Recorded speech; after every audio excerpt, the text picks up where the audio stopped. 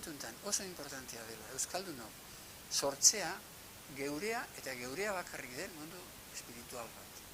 Geure kantuekin, geure mitoekin, geure pentsamenduaren azterketarekin eta geure filosofiako pinitoekin, esan nahi dut, gure eta geure esklusiboa den barne mundu bat sortu.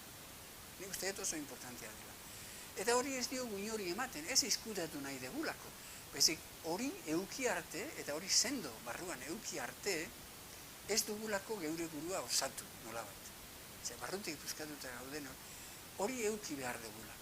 Eta hori ja eginda daukagunean, erabakitzen da, hau txule egiten da eta hori ez. Edo, ez dakit.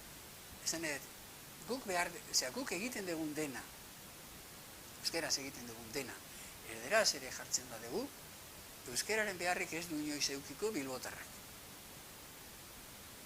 Eta ni horrengan nago pentsatuta,